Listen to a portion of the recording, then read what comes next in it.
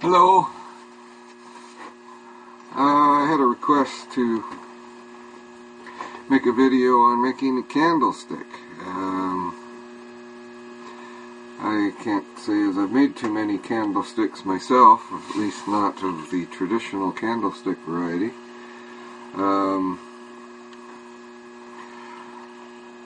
But I will see what I can do here.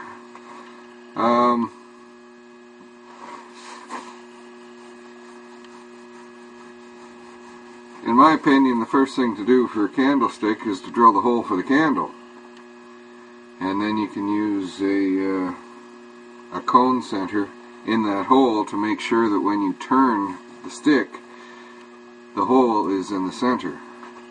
So I'm going to bore into the end grain here of this piece of walnut, which isn't even particularly well centered at the moment. And I'm boring at 3/4 of an inch, but I'll open the hole up a little bit afterwards. And I'm going to go in about 1.25 inches, I believe. So you could do this on a drill press. I'm doing it on the lathe because it's handier for me. The drill press has got some stuff piled in front of it.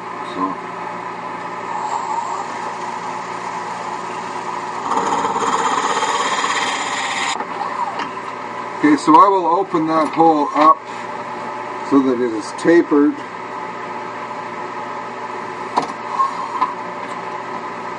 From maybe 7/8 of an inch at the top down to 3/4 of an inch at the bottom. That way, different sizes of candle will still fit. Then I'll just use a spindle gouge to do that.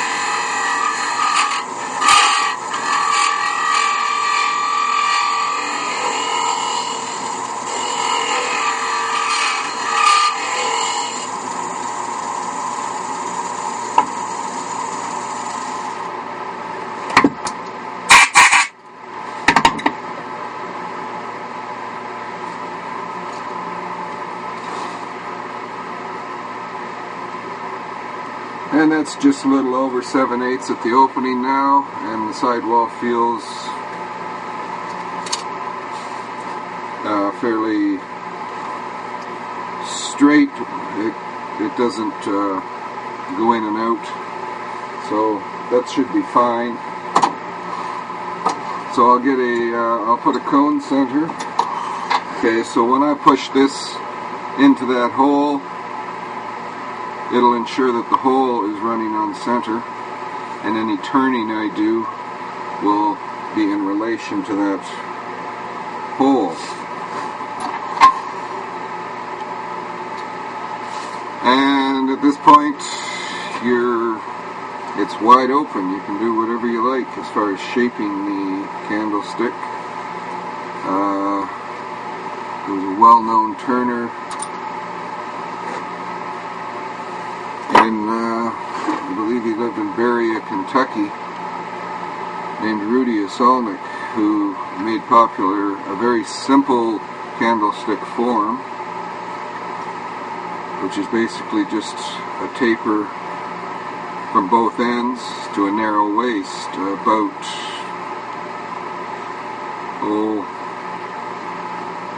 maybe 2/3 of the way up from the base. So I'll just go with something simple like that. I must admit that it's always looked a little... They're a very nice looking candlestick, they just look a little unstable to me because they don't have a very wide base on them. But so basically It's just getting wood out of the way right now.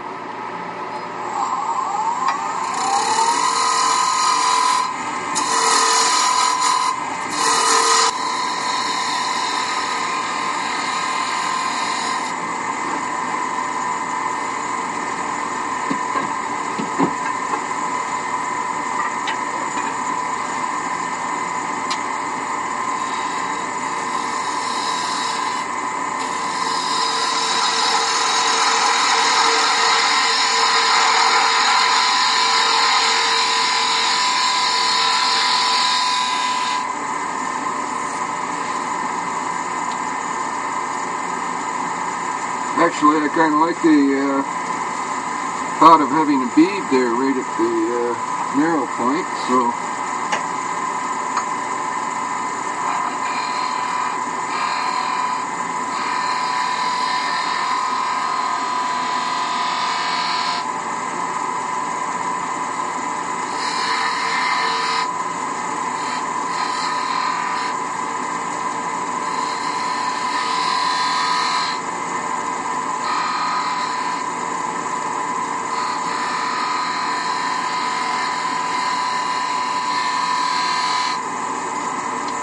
not a very round bead.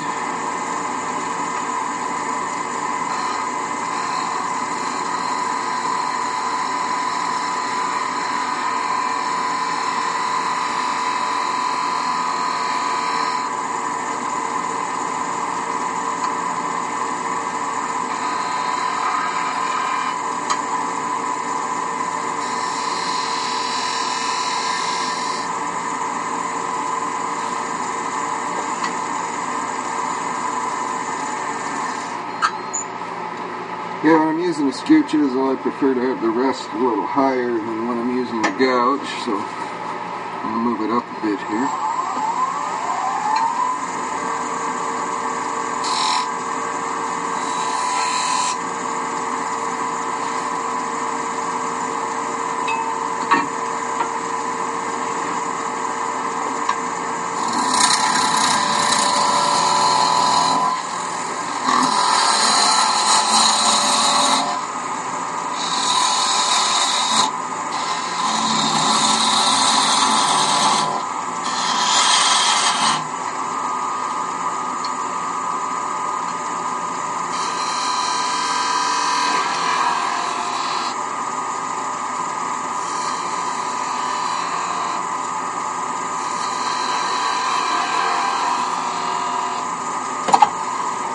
So we'll see.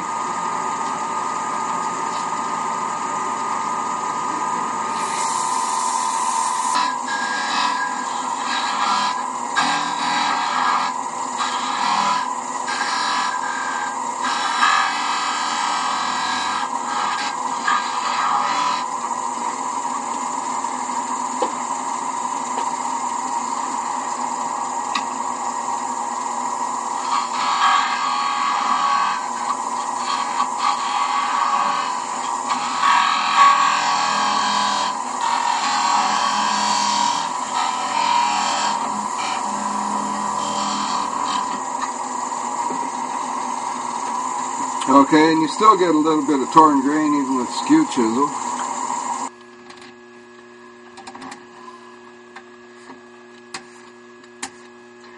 So rotating it should give me a shiny area where it's rubbing. And that tells me where I need to take material off. I would like to get it on until the top end of it is butted against the shoulder there.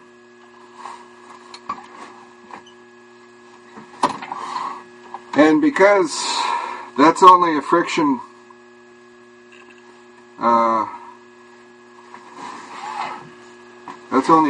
mount, and this is a long way from there, so I want to take really light cuts, if I can cut at all that far away from the support.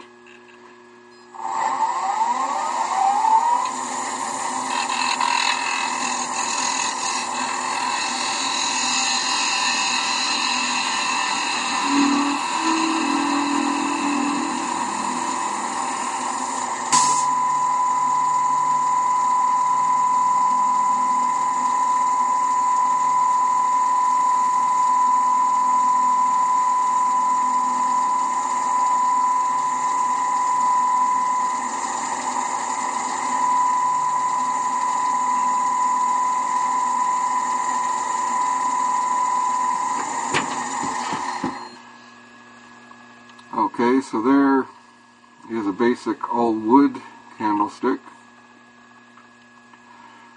I have this, I pulled out of the scrap bin. It's red oak. At least half of it's red oak. This might be white oak on this side. That's actually got a glue joint running down it. So it's a piece I salvaged from a church pew. The size of the candlestick hole really depends on how you're going to do your candlestick. Are you going to have the candle just in the bare wood, which they did for centuries, so it's definitely a viable choice. It's probably a little safer to use a candle cup liner. I'm going to use this one. It's available. I got that at Lee Valley Tools, but most of the craft supply places, wood turning supply places, have some variation of it. This one actually comes with its own cup. They both have a hole in them, and it comes with a screw to screw down through the middle. So I could just leave the end of that square and mount that on there. Is that still on camera? Yeah, just barely. Or I could dish the end out a bit so that this bottom section is recessed in and still just mount it on there. What I'm going to do is throw this part away and recess this entire cup into the end of the candlestick.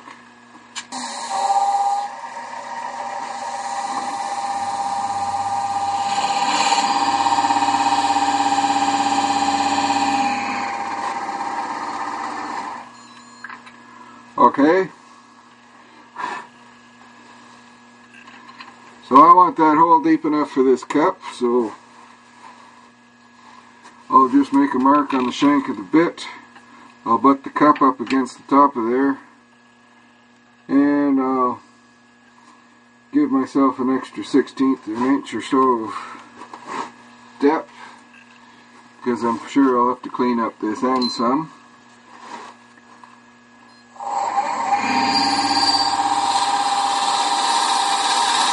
So that hole at this point is too small. So I need to open it up so I can seat this down in, and then the lip I'll round over so that this coved area will sit right down flush.